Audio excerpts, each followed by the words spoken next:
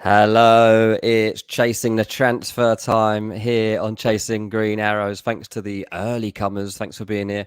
1 o'clock on a Thursday afternoon. We're going to do this later in the day, but my scheduling didn't really work out. And actually, it's probably been for the best because there's been so many transfer rumours already today. I'm joined by Graeme Bailey. Hello, mate. Are you okay today? Yeah, I'm just trying not to melt too much in the northeast. We're not built for this sort of weather. It's more so your sort of weather down south, Dean, but up north we're not built for this. You're not built for it. I'm not built for a transfer window like this, I don't think, mate. 2 days in and it's going off, isn't it? It is. It's not unprecedented, but yeah, it's great, isn't it? That's what we're here for. It's better than a rainy March day when there's nothing happening, Dean, isn't it? It's just constant, though, isn't it? But yeah, it's keeping us out of trouble. Yeah, it's definitely keeping us out of trouble. Get your questions in a second. We're going to talk about the hottest topics of the day. Declan Rice, Mason Mount, Kim and Bayern Munich, who was also wanted at Man United. We'll start with general stuff. Later on, we're going to do some deep Man United dives. So that will be there too. Mark's already shouting out Barella towards you, Graeme. So I'm sure we will definitely be addressing the Barella rumour from Inter Milan that started cooking last night.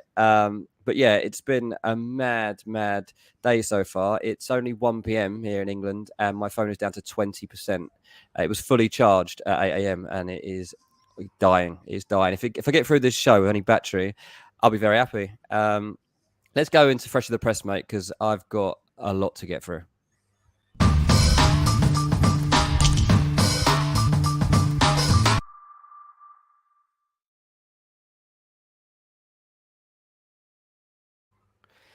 Right, let's go. Declan Rice is the story of the day. It's the biggest topic that anybody is talking about in the transfer world.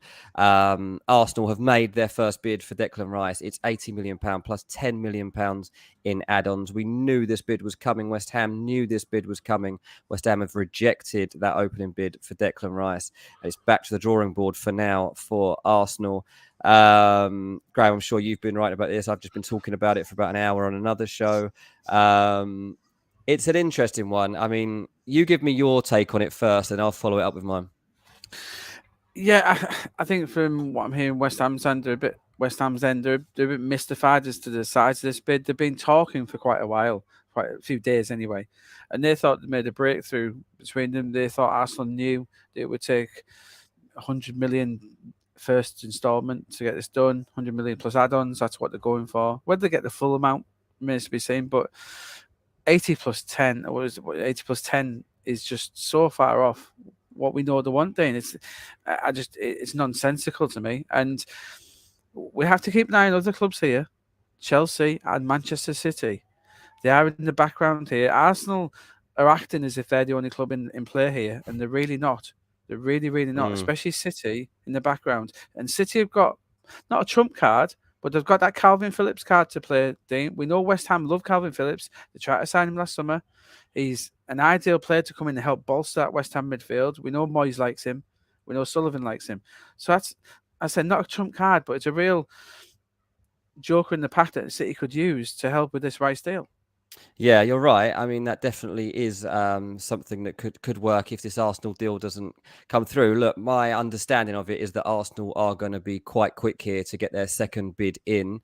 I've noticed that the Arsenal fan base have been a little bit rattled by this, and they feel like it's a setback, and that, I mean, look, there are comparisons here that they'll probably be worried about in terms of how the Premier League title race went. They had such a good season. They were all starting to imagine what their last day of the season would be like at Wolves when they'd get their hands on the trophy, and tickets were going for like 3-4 grand, and it fell away. And now Declan Rice has been like nailed on to go to Arsenal, and as soon as the first bid goes in, it's knocked back, and they're suddenly, I think, getting repercussions of how that all went. But I think Arsenal fans should actually relax a little bit. I think that they're still front runners here. That is the most important thing. Arsenal are still in pole position to sign Declan Rice, despite the fact that that first bid has been knocked back. So we have to remember that.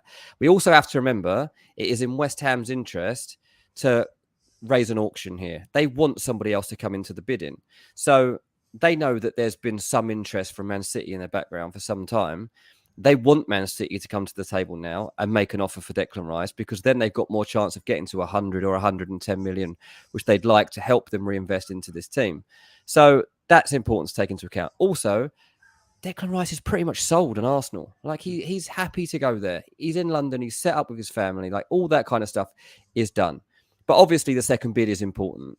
Arsenal can't rattle West Ham with their second bid, because I think that one could send you into a spiral of despair. And Arsenal fans, after going through what they went through last summer with Brighton and trying to make bids there, will probably be getting memories of that and being pleased don't happen again.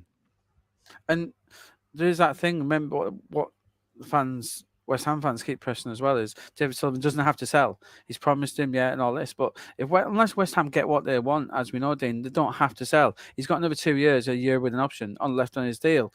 So he's in a bit of that similar situation Harry Kane was previously, where Rice can't really force his way out here. But from what we're hearing, we know Rice's people were a little bit shocked as to the level that Arsenal came in at. But as you said, Dean, he still wants to go to Arsenal. Arsenal are still favourites to get him. Totally agree with that.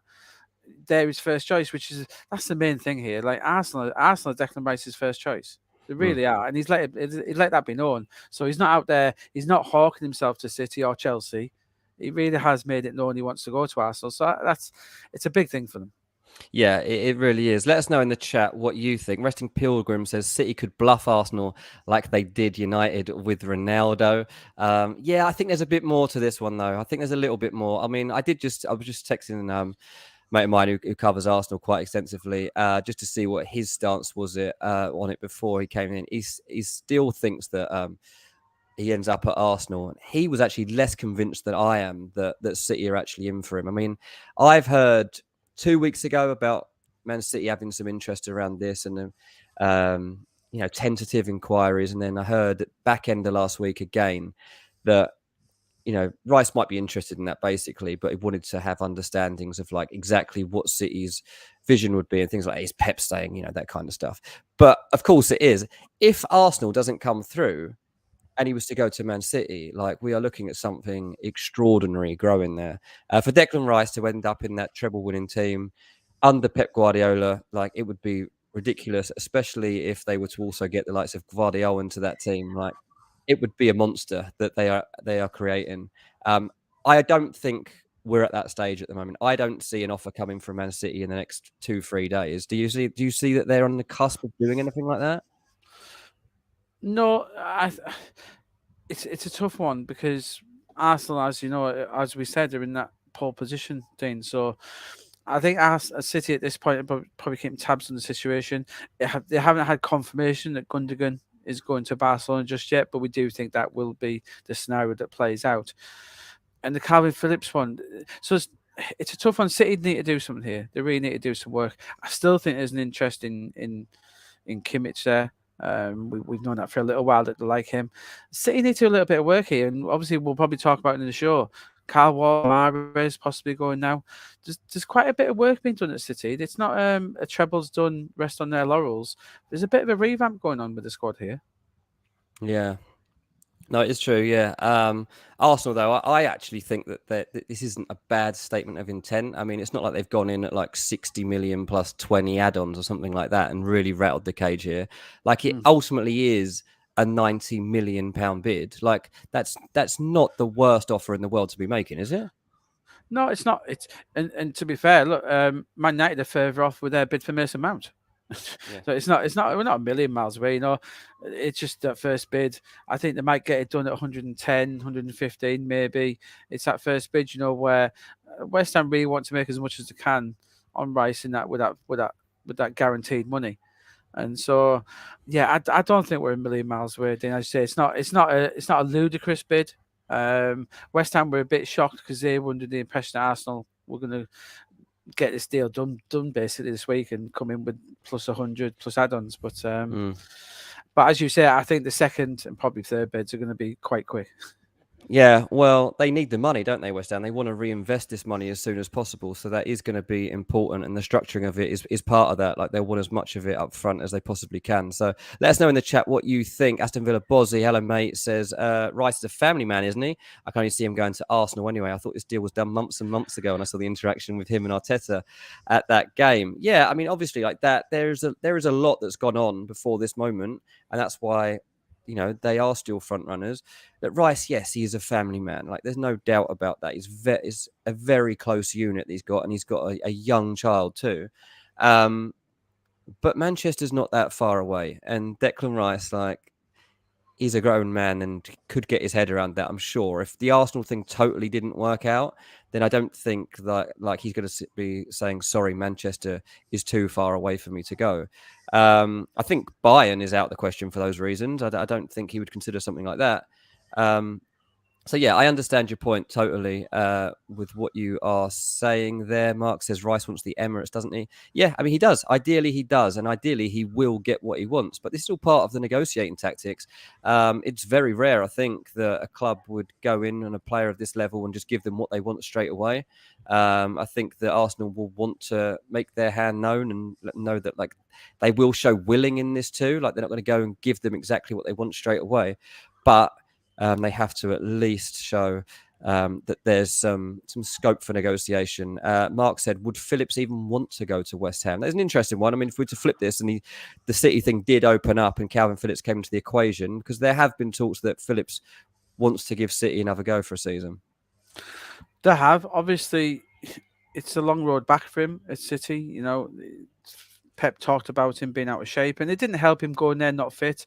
That was a bad thing for him. But realistically, it's his Euro 2024 place at stake here, Dean. If he has another season on the bench, he might not be going to Germany. And that's a huge risk that Calvin Phillips is taking. West Ham, we know, wanted him. He might have gone there if it wasn't for City coming in for him. They did bid for him at the same time as Rafinha last summer. I think it's a realistic probability. Even if Rice doesn't go to City, I think there's a decent chance that Phillips may end up at West Ham still. Yeah. I think it's an interesting one to consider. Vivek says, were Chelsea ever interested in Rice after 2 years of links with no bids? I mean, 100%. Yeah, of course. Like, Declan Rice is somebody that they've known since he was like 7, 8 years old. He didn't make the grade at first, and that, to be honest, like, I've spoken to people about that situation of when he was released, and like at that moment, he genuinely wasn't as good as some of the other players in that team, and I think that the proof in that is that he didn't go and sign the next day for like Man United or Liverpool. Like, there wasn't a queue of top clubs ready to take Declan Rice on at that age. But he went down a different pathway. He's emerged as a great player and a great bloke too, with a good personality, and that has opened doors for him. And Chelsea definitely open-minded for sure about taking him back. It was never that they wouldn't consider that. I'm surprised they're not in this conversation right now, but it might just be where they're at. And their recruitment strategy right now is very different, Chelsea, from where they were before the Todd Boehly era, isn't it? I mean, you just look at what they're doing to their squad at the moment. They've blown their identity to pieces. They've got rid of almost their whole midfield. They're trying their best to get rid of all 5 or 6 of them. There might be a couple that survive, like Conor Gallagher. But ultimately, yeah, it seems like Chelsea aren't going to be in this conversation, does it? It doesn't. You said that about Conor Gallagher here in Brighton is set to launch a bid for him, Dean, at some point. So I think Conor Gallagher will be out the door. Chelsea's fascinating. They've got a lot of players trying to go to Saudi. I'm a bit like you. I'm surprised they really haven't tried a bit more. For Rice, they're in the situation. They understand what's going on and hearing about it. The fact that he probably wanted to go to Arsenal didn't help with their interest. But obviously it's all going through Poch now as well. But I don't see Poch saying no. But again, I'm surprised because Kante's left, Kovacic is going, so there really is some space there for Declan Rice. He could fill that quite nicely, but they clearly have Caicedo in the sights as well. But yeah, let's see where these Arsenal bids go. I think if Arsenal keep on dragging their heels, maybe then you might see Chelsea and City obviously come in. But I think they're all waiting to see where this goes. If Arsenal get this done quickly, this is their chance. But again, I'm a bit surprised they haven't stepped up more. Yeah, well, I think within the next couple of days we will see Arsenal step forward again to show their next hand, and we'll then get a gauge on, as I said earlier, whether West Ham are rattled enough to start causing a bit of a fuss and saying we don't actually want to do business with you if this is how you're going to talk to us.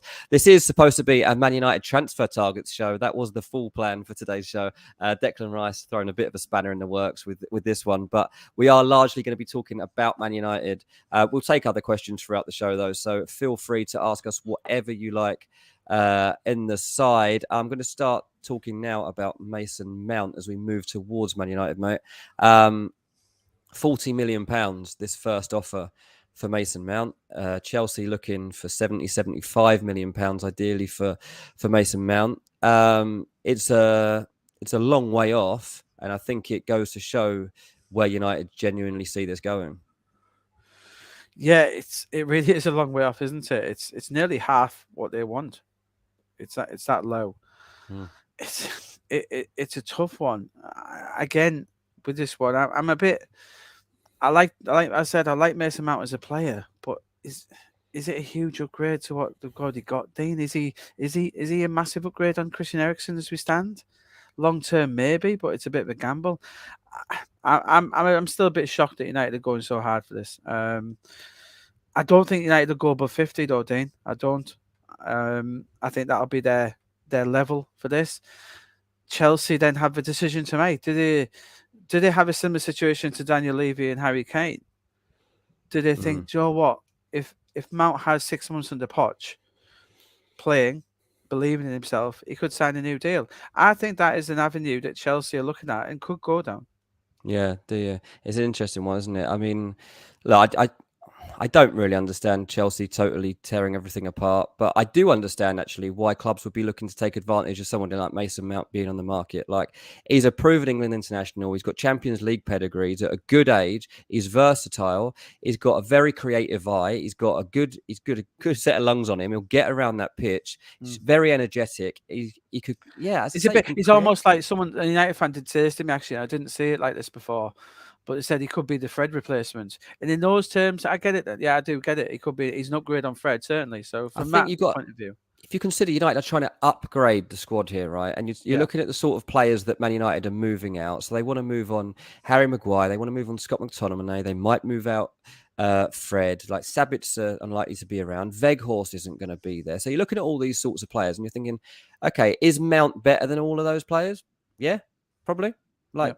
You know, certainly I would consider him an upgrade on that squad. And yeah, £40 million, not cutting it. I'll be surprised if they go above 50. I'd say that. I'm not sure there's going to be reason to go above 50, and especially not quickly. I think that's quite fair. I think 50 in this current market for Mount with a year left, I think that's a very fair offer if it did go to 50. Yeah. I think Chelsea have a hope that people start to get to 60. But they need a bidding war for that to happen. At the moment, that bidding war isn't there, is it? It's not, and we saw that when Liverpool obviously backed away from it. They had their value on him. The McAllister deal erupted for them, but they're still not back in for Mount.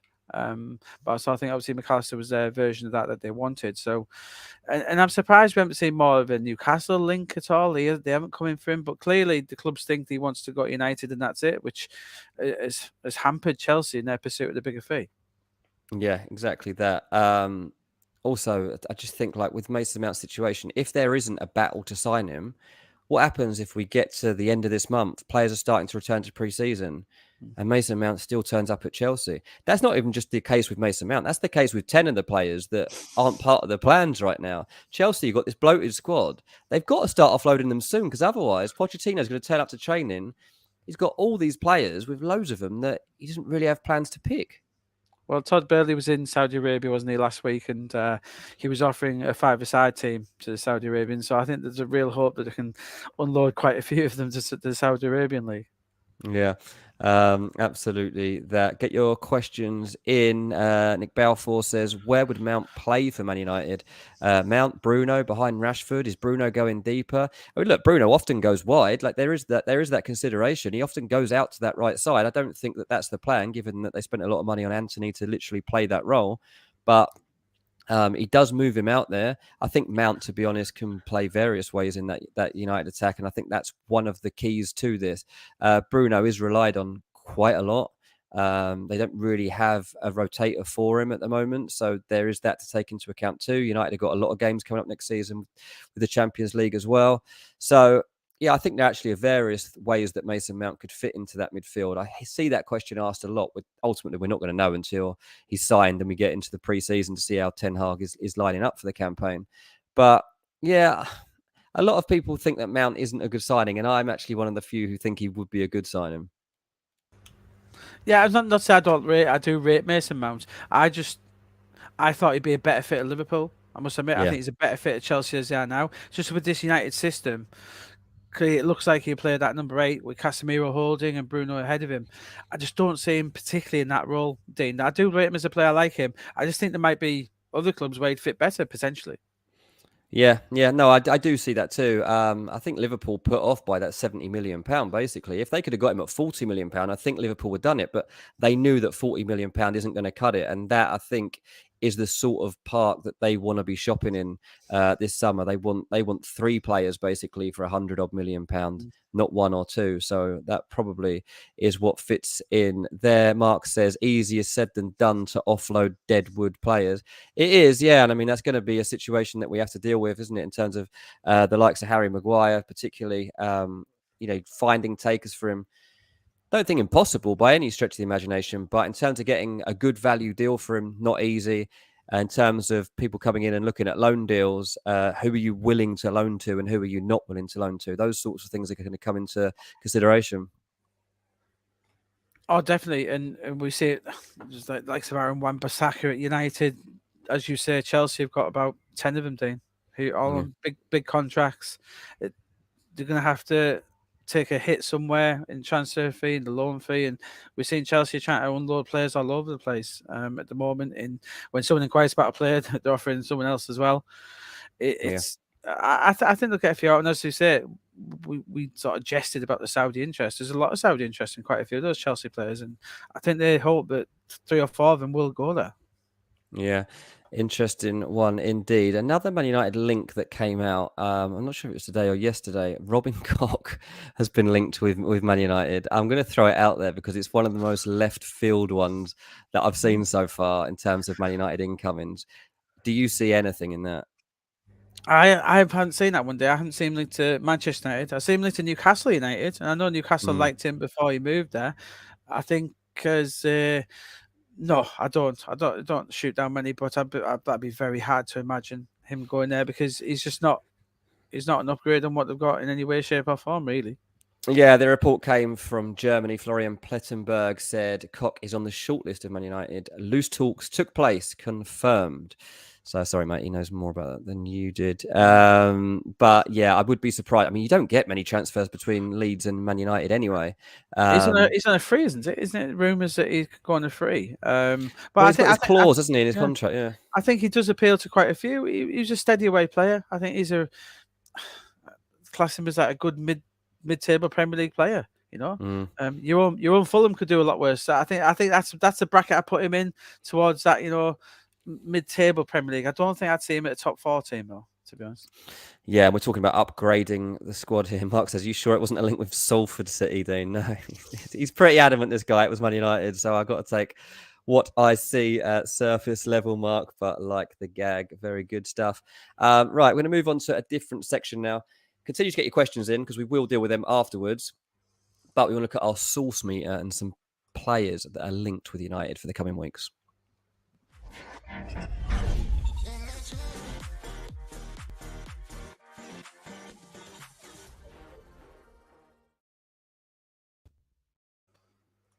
Yeah, the source meter is back. We'll be telling you whether these rumours are hot, spicy, mild, whatever it may be. Rasmus Hojlund is talked about every single day. He has been for at least 2 months, probably 3 months now, in terms of joining Man United. Atalanta, £40 million rated forward. I like this transfer rumour a lot, and I think that every day that passes and Man United haven't signed a premium striker, the likelihood rises that he's gone. So I've got in this one a source level of hot. He is a very, very good emerging forward, and I think he would really adapt nicely to the sort of shape that Ten Hag has shown he wants. I don't think he's a lethal marksman like you would get from a Kane or an Osimhen. But if you think about some of the movements that Weghorst made, and I'm not saying that Weghorst lit up Old Trafford by any stretch of the imagination, one thing he did do is that he allowed Rashford to shine, and he allowed Rashford to get spaces to run into from the left channel and exploit. And I think that the awareness, the smartness of this player could open up possibilities like that. Mate, I've spoken to you umpteen times across the last few months about what we think United might do and won't do. And this guy's name has cropped up quite a few times, hasn't it? He has really emerged in the last few months since he made his debut for Denmark, didn't he? And he scored on that debut. There's quite a lot of clubs who were watching at the time. Atalanta are ready to sell. They're not in the Champions League this year, are they? So they do need to make some money on him. And it's a big improvement. They only signed him a year ago, didn't they? So a lot of clubs like him. Bayern have looked, Juventus have looked, I think even PSG were linked. I like this one, as you said, Dean. I think United will bring in 2 strikers. They want that tried and tested, ready to go, and then maybe a younger version who can learn. And I think this is he ticks that box. We've seen the likes of Sesko linked to Kudos, but I think Hojlund's got something about him. And I'd say with Ten Hag, we know from his previous systems, he does like that big number 9. We saw he got the best out of Sebastian Haller at Ajax, which was a fantastic managerial achievement. But we know he likes that. And Hojlund is one of these where he can come in. He's only 20. He can learn a lot. But I think Hojlund and another would tick the box. But they've got to start somewhere. And I think you were likely to see someone like Hojlund come in before their main target. As we know, Harry Kane, if he does come, will be much later in the window. Yeah. So someone like Hojlund makes a lot of sense. It really does. And I think he's the sort of player who Ten Hag likes. Yeah, we'll talk about Harry Kane in a minute. Peter says, all players are linked to Man United every single year. I'm still waiting for Schneider's transfer to Man United. Yep. He also says he loves this transfer of Hojlund to Man United. As you say, I think it would set a really nice marker. Mark says, you mentioned Mohamed Kudus. Any news on him? Now, mate, I haven't heard anything like really recently, but there was a case, I don't know what it was now, a month, maybe 6 weeks ago, where this was really being played up to me as one that might come off. Yeah. Definitely. And the thing about Kudos is his price tag, Dean, of all the strikers linked to United and across Europe, Kudos is available for 40 million, which is an amazing deal. I think Kudos is very much on Ten Hag's list as well. He's more of a project, though. He was more of a midfielder. He's been turned into a striker. But hey, look at Cody Gakpo, what he's done. Now Ten Hag thought he was a centre forward, and he's been proven right. I'd keep an eye on Kudos, especially for the Premier League in general. But even with Manchester United, it wouldn't surprise me, Dean, if they don't get the main striker in United, do they go for 2 younger ones? Do they go for a Kudos and Hojlund? That would not shock me if it got down the line. They don't get Osimhen, they don't get Kane, they're not able to get Vlahovic or Martinez. They think, right, let's just get two of the good young ones who we like in then. And so that wouldn't be surprised me if it plays out in that way. Yeah, absolutely. Vezan has just hit us with Edu out in the comments. Arsenal fans, relax, man. Relax. Honestly, I've seen this on the other show I was just on a minute ago, Football Terrace, and Arsenal fans were just furious that they weren't getting Declan Rice at the first time of asking, and saying, "Oh, we're underpaying." Saying, "Calm down."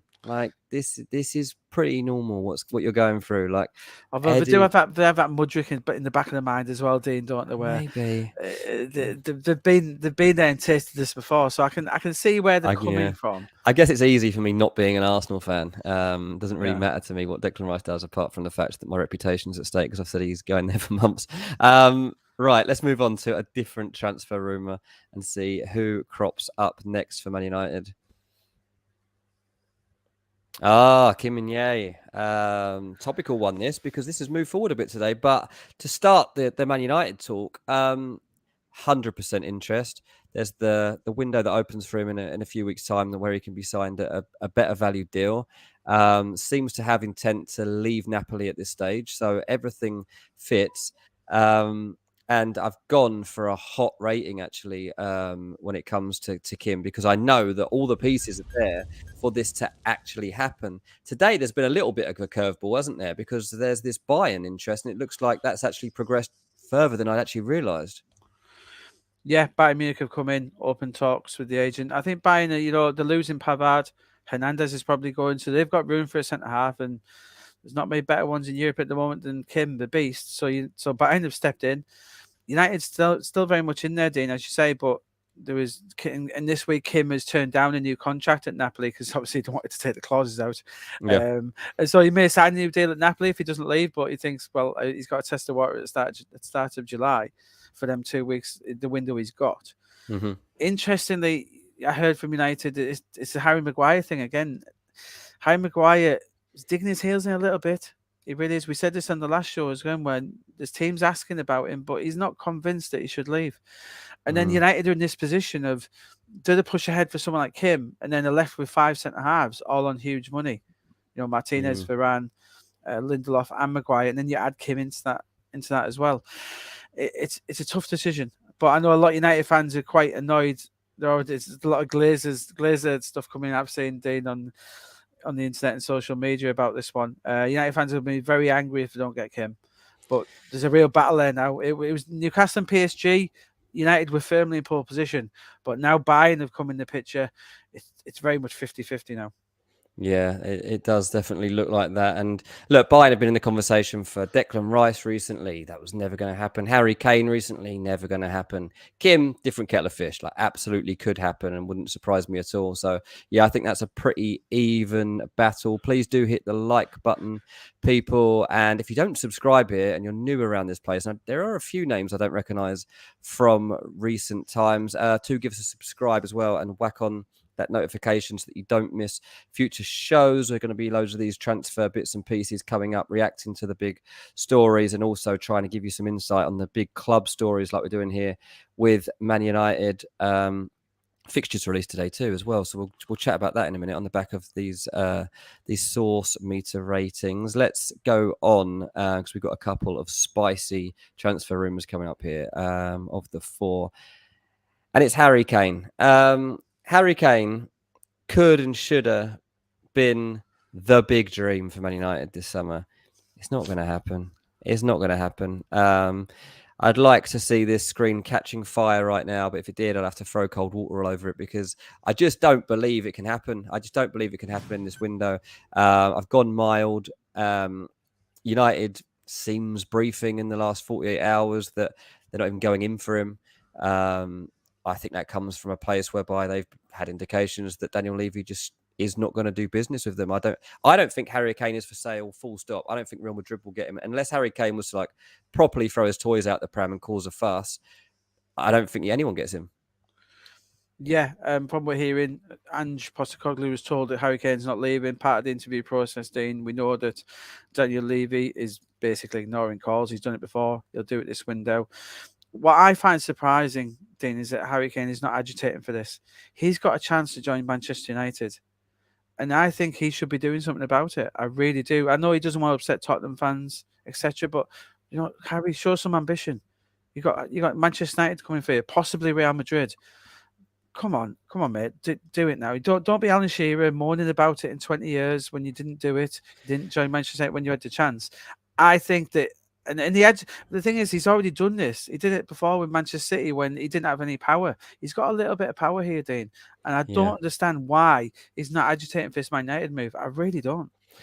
I think I have an answer to that, actually, from speaking to people. I think he doesn't believe Man United will win the league this year anyway.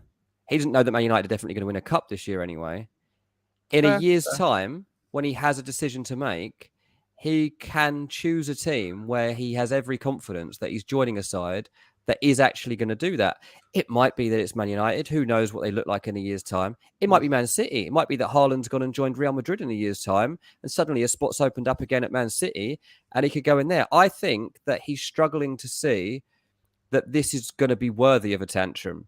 Like, I personally think Real Madrid, if you were going to throw a tantrum right now, I'd do it to get to Real Madrid because you are going to win trophies. Like, it's a no-brainer. But what's the difference really for Harry Kane between leaving at 30 or leaving at 31? He's done the last 10 years at Tottenham. That's very fair. It's a very fair point. It's a risk he's taking because if United go out and sign Vlahovic and Martinez, they're not signing Harry Kane in 12 months. But that is a risk. It's a risk you're taking. But I can see his point. There's no Man City aside. There's no guarantees in English football, and that is part of his problem. Yeah, what's the point in him going to United to not do it? But he has to back himself. And but does he really think that he's got more chance of trophies at Tottenham?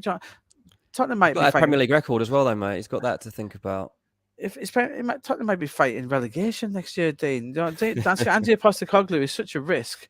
You don't know where they're going to be. I find it. Yeah, I agree. I do think that makes sense that he's not sure whether United are going to press for trophies. But Manchester United is Manchester United, and yeah, much bigger than Tottenham. I'm mystified why he's not doing it. I'm still on. I just think whoever he joins next, he has to win trophies. And if he joined now and things start to go wrong at Man United, and he's stuck in a contract and they don't win any trophies.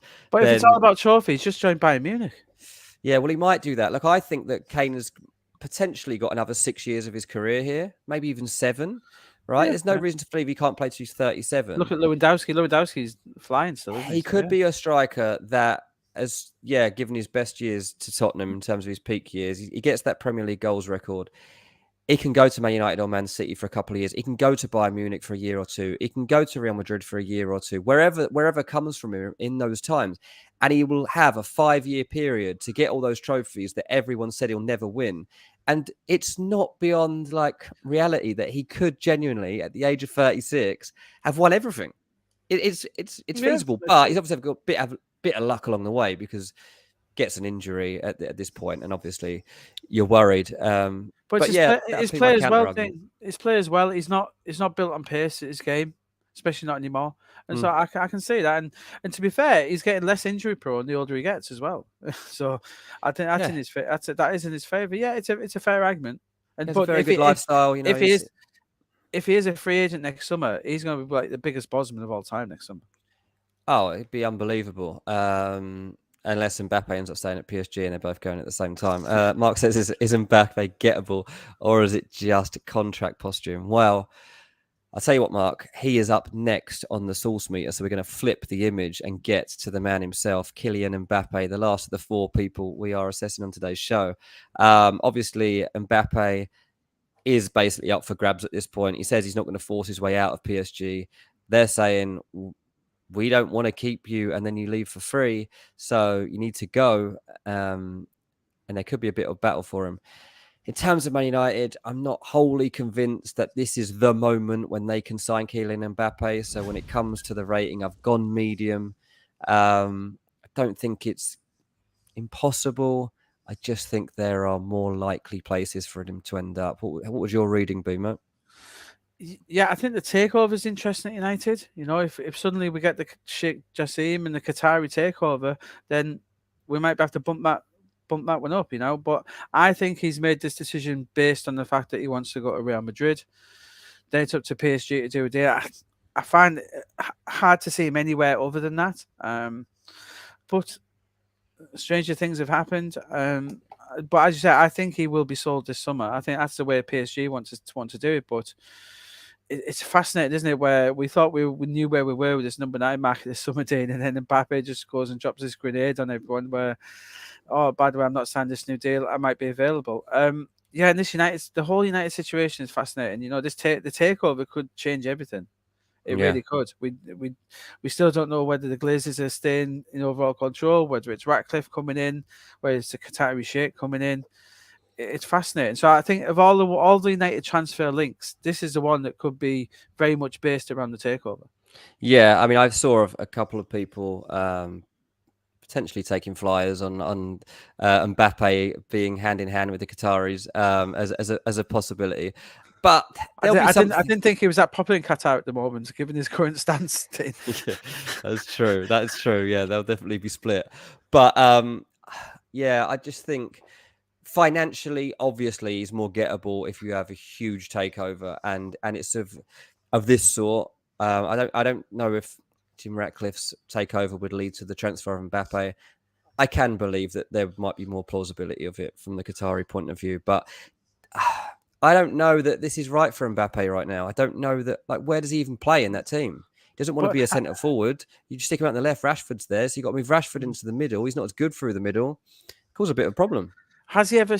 The thing with Mbappe, Dean, I would say as well, has he ever really shown a real fondness for the Premier League? I'm not convinced Mbappe, and he's one of these very rare players. I don't think he's got any ambition to play in England. To be honest, Yeah, I mean, we I'm presume not sure what everyone he does, wants to. but Yeah, yeah, I just don't think. I think his one ambition in life after playing for PSG is to play for Real Madrid. And I think yeah. that's where we're heading. Yeah, you're right. Actually, I mean, obviously Arsenal tried to sign him early doors under Wenger. And Liverpool always had that link, didn't they? But they never really pushed through. Yeah. Aston Villa Bozzy says he reckons he'll stay at PSG or go to Madrid. Resting Pilgrim could get huge money from Saudis. No, Mbappe can't go to Saudi Arabia at this point in his career. He's 24 years old. Please no.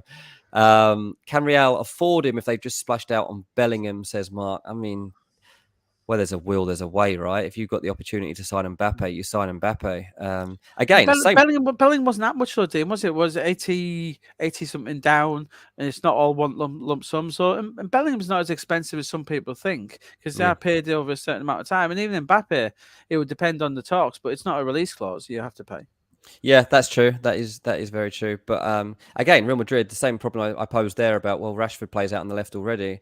They got Vinicius Junior at Real Madrid, so I did ask Madrid sources about this day, and they think that they wouldn't say what they would do, but they said they've got a plan in place for the future of Mbappe. Whether that would mean one of them going centrally, I think they think that Mbappe could play centrally, or I think basically a bit like an old Aussie Ardiles Tottenham tactic. I think they just pick the players and let them get on with it. But that is the issue I've got with Mbappe in Madrid. Then it is Hendricks coming in next year as well. I think they need more of a Harry Kane type player here. They need that, like Arsenal, but I think they need that different option. And I don't think Mbappe is it, but would that stop them signing him? Not sure. So from what we've discussed so far on today's show, we've kind of determined that 3 likely arrivals at Man United would be Mason Mount, Rasmus Hojlund, and Kim Min-jae. Is that good enough? Are those 3 players good enough to lift United to that next level, considering where they finished last season, the trophies that they won, but what they aspire to do? What do those 3 players change if they're the 3 main ones that come through, as well as the one other that comes in probably the middle? Yeah, it's a very good point, Dean. It really is. Going from possible targets of Harry Kane and Frankie de Jong to Hojlund and Mason Mount, it's not overly impressive. It's not. It improves what the squad, as you say, it improves the squad, but does it improve them to that extent? Does it get them challenging at the top end with City and Liverpool are going to come on next year again? Arsenal's still going to be there. It's a very good question, Dean, and I'm not sure United fans would be that wholly happy if that's what they ended up with. No, I don't either. Mark says no mention of Osimhen for United. I can't see it. I'd like to see him come to the Premier League. If he was, my hunch might be Chelsea ahead of Man United. But it's so expensive, and there seems a real determination to keep hold of him. I think it might be one that happens next year, Osimhen to one of the big clubs. Have you heard anything on Osimhen, mate? Do you have any different stance? Yeah, I think Napoli, with their issue at the minute, is getting his coach sorted out. And obviously, they're suffering a blow with Kim. Kim wasn't one who would have thought. I think Osimhen might still come out, but I think they've set the price in. We know what they want. They want in excess of £120 million. So, and to be fair, there's only one team going to pay that, and it's Chelsea. If Chelsea want him, they've got a chance to share. But I think they're the only team who are likely to pay that this summer. Yeah, absolutely. Resting Pilgrim says you have to remember other clubs around United will be strengthening as well. Well, those buys just mean they stand still. And that's exactly it. I think those players that we're talking about, Hojlund, Kim, Mount, don't know that they elevate that starting 11. And that's probably the biggest concern there. Like you say, if you're going after Harry Kane, then straight away you're up there. Frankie de Jong is straight up there. Like that immediate impact signing. There's no doubt that player lifts the quality and what you're capable of. But these guys, probably not. They won't be the only three. They will make more than three signings this summer. So there is that. But at the moment, that's what we're looking at. Peter says, anything new about Man United and a new goalkeeper? What have you got? What have you got names wise, mate? What have you heard? Because you're quite good on the goalkeeper stance. Yeah, I think that David De Gea is staying. That's what I'm told. Very much that he's staying. It's a real tough one there. They've got a lot of issues there, and they know he's not the all-time long-term number one. But for a couple of years, I just think there's bigger fish to fry than them. And De Gea is still a very good goalkeeper. Yes, there's a few issues back there, but someone like I think they'll stick to De Gea. Bring someone like Jan Sommer in, or someone of that ilk, someone who is good enough to be a number two. We did hear that they had an interest in David Raya, but would they pay 40 million for him to challenge? I wouldn't rule something like that out either, but I think from what we're hearing, De Gea's agreed. They just need to sign it off.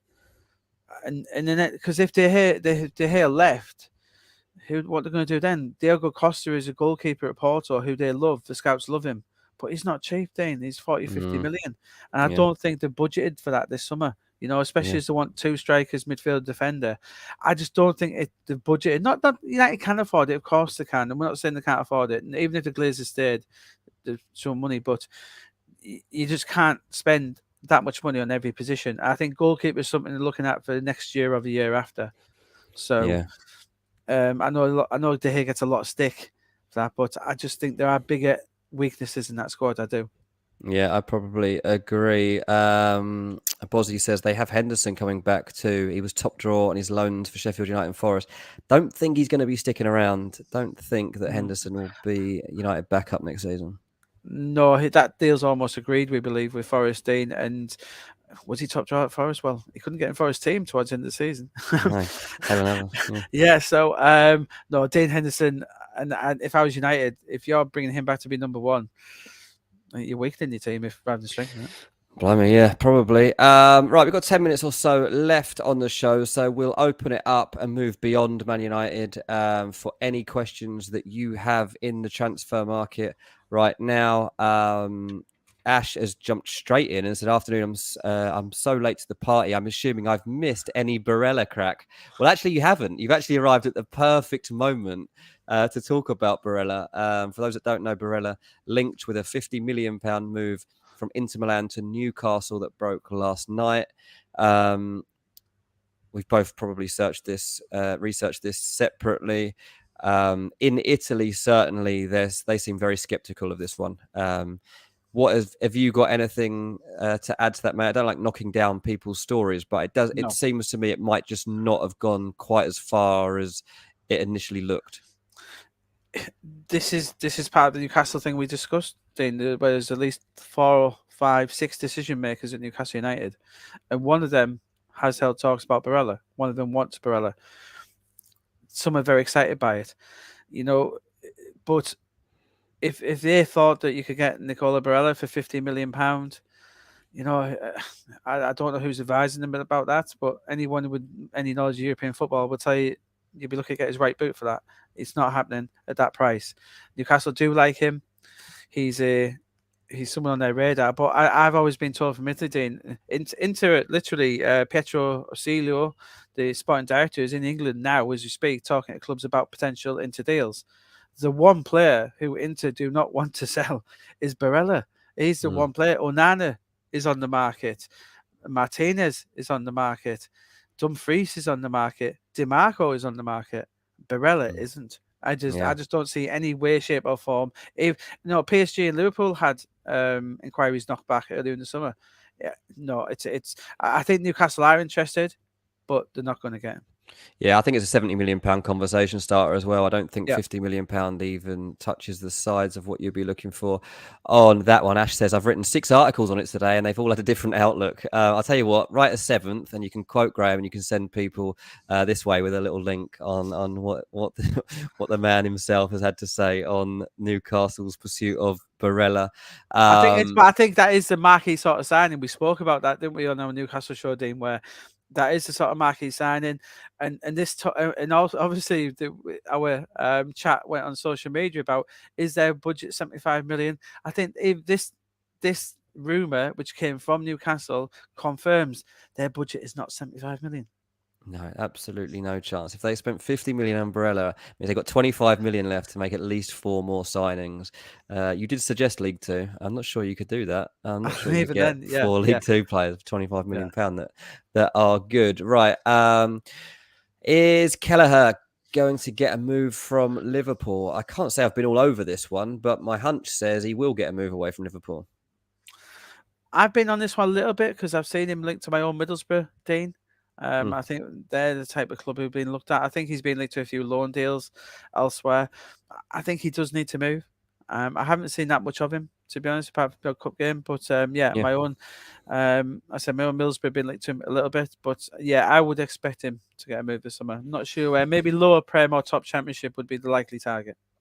Yeah, definitely. Bozzy's asking for some Villa news, and seeing as he's so loyal to this show, I would absolutely love to deliver some here. I mean, look, you're linked with Nico Williams again from Athletic Club. What I would say about Nico Williams is he is extremely talented. He's skillful. He's exciting on the ball. His end product isn't there. He is an extremely frustrating player. Now, maybe Unai Emery feels that he can guide him. Maybe he feels that he can add that final bit to his game that makes him more ruthless around the box. But I watch a lot of Athletic Club through being on Ranks FC. We worked with them, so I've watched a lot of his games. I've seen him in real life a few times, and yeah, he's exciting. I feel like he just wouldn't be able to handle the expectation levels of the Premier League. So I feel that one would be risky. They have actually been linked with Lozano, Irving Lozano in the last couple of days, which is a really exciting name to be linked with. Again, I'm not sure. But what I do like is like these names that Villa are suddenly linked with are massive, aren't they? Like Lozano, like that is a big name link. Yeah, it's a huge income. They have spoken to Bilbao about him. Obviously, it's a 50 million release clause, Dean. Obviously, you think that's a bit on the expensive side, but again, he's very exciting. He's a good player for them, though. He's important for them, yeah. Yeah, there's a lot of players being linked. I expect Nico Jackson, to be linked to Villa at some point from that time. But I think they are going for 2 wide players. It's interesting. Obviously, the man who'll sign these deals off might change next few days. They're trying to get Monchi over the line. Trying to get persuade he does want to come, but whether they're going to pay the compensation. So that's a very exciting off-field acquisition that Villa might be making. And obviously, it's our old friend Pau Torres, who they like at the back as well, Dean. And Villa, yeah, they're going to be amongst the biggest spenders this summer, that's for sure. Yeah, a lot of people in this chat, well, almost everyone plays FPL, so Fantasy Premier League. This one interested me actually in terms of that. Brennan Johnson linked with Brentford, £30 million was it? I think. I like this. Do you know much about Brennan Johnson? Because Forest would be gutted, wouldn't they, to lose him? I suppose to Forest, they were quick to deny, not to deny that Brentford had an interest in, but at 30 million, I think you'd have to more than double that to get Brennan Johnson out of Forest. I think Forest see themselves not established Premier League club, but they think they're going to be bigger than Brentford very quickly. Argue they already are. Brennan Johnson, yeah, they think when he does go, no disrespect to Brentford, it'll be a bigger club than Brentford. So I think, although there is interest, I love Brennan Johnson. He's a great player, and I love the move by Brentford to try and he's a Brentford sort of player. I think if they were going to get him, it would have probably been before now. But I don't see any way in which Forest let Brennan Johnson out this summer. I think him and Gibbs White are just so crucial to that team. Yeah, I did mention FPL. I just want to touch on the fixture list for a second. We've got about 5 minutes of the show left. So if you have got any questions, let us know. Arsenal and Man City have absolutely had it off today when the fixtures have been announced. I predicted to a friend last night. I said, and I'll send you a separate. I did WhatsApp a friend last night and said, I'd be amazed if it's not Burnley, Man City, Friday night at Turf Moor. Like slightly tongue in cheek, but then it came out. So it's the first time I've ever nailed anything like that. Honestly, yeah. Man City start the season at Burnley. Then they've got Newcastle, Sheffield United, Fulham, West Ham, Nottingham Forest. It's an unbelievable. I hadn't seen that. Is that it? that is Man City's start to the season. It's unbelievable. Those first 6 games, it couldn't have been more perfect. Arsenal's is almost as good. they start Forest at home. They got Crystal Palace away, Fulham home, Man United home, Everton away, Tottenham home. So I think it's slightly more difficult, but there's some nice games in there for Arsenal as they look to try and It might be a challenge again. two horse race by. So basically, you're saying it's going to be a 2-horse race by the start of October, Dean. Basically. It might be, mate. Chelsea have quite a nice fixture list, but I have absolutely no idea what we're getting from Chelsea. So I don't think I will be backing them until I've actually seen it play out properly. Imagine how many Chelsea players will be available in FPL to buy, and you're taking a huge gamble with then. But you'll take Enzo. He's going to be starting a few games, but that aside, he's got a huge gamble to sign any Chelsea players. Surely. Yeah. I tell you what, you don't want is any Nottingham Forest players. In their first 6 games, they play Arsenal, Man United, Chelsea, and Man City. Wow. So they're properly up against it early on, Nottingham Forest. And that's interesting, that one as well, because I bet Steve Cooper, he's always been linked about his future. That's a horrendous start for Steve Cooper. Really, poor bloke. He thought he just ridden this huge wave for a whole season, and he gets hit with that. Big shout out to CH. Hi, how you doing? Good to have you back in the chat, CH. A regular on Chasing Green Arrows. Mark's asked a couple of times about Hakimi. Hakimi's been linked for years. Usually with Chelsea and Arsenal. Whenever I've chased up the people that work in and around him. They haven't been in touch with me recently about this, so I don't know. I think he might be waiting to see if the next. I think with him, he's one of the players at PSG who's waiting for the next coach. If it's a Jose type manager, I think he'll stay. So I think he's waiting to see what the new management structure is like at PSG. Yeah, that makes a lot of sense. Man United's fixtures for the start of the season: Wolves, Tottenham, Nottingham Forest, Arsenal, Brighton, Burnley. So not bad for Man United. That's a reasonable start for them. And Peter says, when it comes to Man United, I am most excited about what Garnacho will accomplish next season, a star in the making. I just hope he gets the starts he needs. He's suffering with these. When you get new players coming through, it's a bit like Diallo, Ahmad as well, who'll probably go out on loan. We need to know his best position. We need to know where he's going to play. But yeah, I think Garnacho is a really fascinating one. But he's been forgotten a little bit. I know he was tempted before signing this new contract team, but I totally agree. We need to know where he's going to play, where his best position is.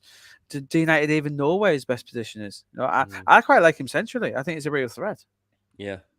Yeah, I mean, there's obviously rumour around Jadon Sancho's future and things like that. I'm still not convinced United let Sancho go yet. I think they might give him another year to see if they can bring him to life and then give up after that. But we'll have to wait and see what they think. Last couple of questions coming in before we call it a day on here. Please do like and subscribe if you haven't already. And also share this with your mates on socials. We'd really appreciate that. Any news on Cancelo? I think it's unlikely he works his way back into Pep's side. Never impossible to do these things, but I think once you're loaned out, once that it's clear that they can live without you, then there's plausibility that will be done. I do like the Arsenal link. I do think that, like, if you consider the way that Arsenal are building, consider the fact that everything really is about the here and now and making sure that they can seize this opportunity. You've seen them sign Gabby Jesus, sign Zinchenko, how well those signings have gone. Cancelo, one of the few people that can play that fullback role in the way that Arteta wants it to be done. In case, to be honest, he's one of the best at it anyway in the whole world. So I do like the link. If they've got the money, that's the big problem. And if not, I don't know that there's anywhere else in the Premier League I can actually see him going. No, not Premier. I think he's definitely going to go, Dean. The way Man City look like they're going to let Cancelo and Kyle Walker go as well in this summer. There's going to be a lot, as we spoke about early in the show. There's going to be a lot of outgoings at City. Cancelo, yeah, I don't really see him at United. They do need a right back, but I don't see that him going cross City. Yeah, I agree there, and I still think there's a chance he may end up back at Bayern. I just thought they didn't want to pay, what was it, 17 million clause to put in. I just think they'd like to see a bit of a reduction on that. But I don't really see a route back for him at City. They had that Pep, when he falls out of a player, very often there's only one way it goes. But I quite like the Arsenal fit as well. Allows them to move Ben White. They do need that right back to allow. Can you imagine if they signed Imagine if they got Cancelo, Declan Rice, Kai Havertz. Imagine if they start pulling all this off Arsenal. Like Caicedo, just for good measure. Caicedo as well, just for a bit of depth. Mad how things do change. Yet we've got people in the chat who do say Edu out. So let's see how that stance ends up at the end of summer. Resting asked about who I think the most surprising signing. I have to say Kai Havertz to Arsenal would be a surprising one that's caught me blindsided a little bit. But I do believe there's something in it. So definitely that would be one. Going through my list, see if there's anything here that actually would surprise me. I mean, it surprised me if Chelsea let everyone go from their midfield. I mean, you mentioned Conor Gallagher earlier, and I was like, well, Conor Gallagher, at least he's got like youth on his side, and he's got like growth on his side. But you mentioned Brighton. Yeah, I've heard a couple of other clubs too, Everton and Newcastle. Yeah. So he's got options there. Well, he turned down Everton in January. I think if he did go, it would be to a team playing in Europe, to keep his England. Brighton is a nice fit. I do like that. Yeah, it's interesting one, that one, and they can't sell everyone, can they? But if I say Havertz goes, we might see some. I think with Chelsea, it's interesting. We might see some of these players get another chance. When Poch was first linked, I was asked this question on another show: who might be that one player who gets that chance? And I came up with immediately, Dean, who I think might still get a chance at Chelsea, is Pulisic. I think he's a Pochettino type player. I think Pochettino could get the best out of someone like that. And he's very hard to move on because he's on such big money. He's on such huge wages. He's very, very hard to move on. I think someone like that could make a breakthrough under Poch. Yeah, you're right. Bozzy says Poch loves Mount and Gallagher type players. I don't get it. Well, I don't think Poch has got enough control over that situation and their contracts. So if they're not going to sign up to new deals, they won't be hanging around. CH asks if we'll be around on Monday. Absolutely. Chasing Green Arrows. This stream will be live Monday, 7 p.m. Join us live if you can. If not, definitely go on catch up. Not sure entirely what we'll be assessing yet, but now that the fixtures are out, now that we can start focusing already on next season and pre-season and the signings, we're going to have. We could maybe. I was going to say, Dean, we can maybe do Saudi Arabia, but we'd have to extend the show to 3 hours, I think. Yeah, I mean, we should do a list at some point of every player that has already been linked to Saudi Arabia and who's missing from the list, because it's hard at the moment to find anybody that's missing. There's breaking news just coming up on my phone, so I'm going to read it in case it's a good way to end the show. Tottenham have made a joint bid of £50 million to Leicester for both Harvey Barnes and James Maddison, according to the Mail. I'll have to read that more because that doesn't make any sense as to why that would be £50 million for two when Maddison's 55 million on his own. So basically, the bid for Maddison asked for Harvey Barnes to be thrown. I like the link. I've never heard Harvey Barnes for Tottenham. Be interesting. Do they need that left? But why not? I mean, he's a quality player. But that would mean there's obviously rumours, or not rumours, but Tottenham aren't looking to pay that full fee for Kulusevski, Dean. So if they didn't pay that full fee, they might look elsewhere, because I still think they'll pay it. I do as well. Yeah, I do. I think this might be a little tactic from Tottenham's end to say to Juventus, we have other options, so we don't need him. Well, as it was put to me today by a contact, he said, the thing is, Juve want him to commit to this deal.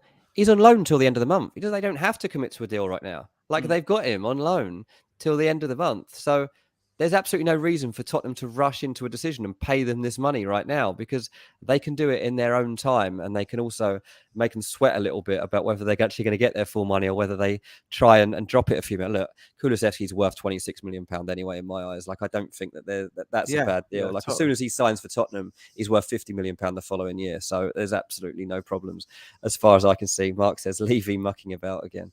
Yeah, maybe. But we have to see, does Angier like Kulusevski there? I mean, that is the thing. He hasn't even seen him yet. Like, we can't. Well, he's made a few decisions. I think we understand that Hojlund is a player who he wants to move on, but Dyer potentially. I saw Dyer was a bit.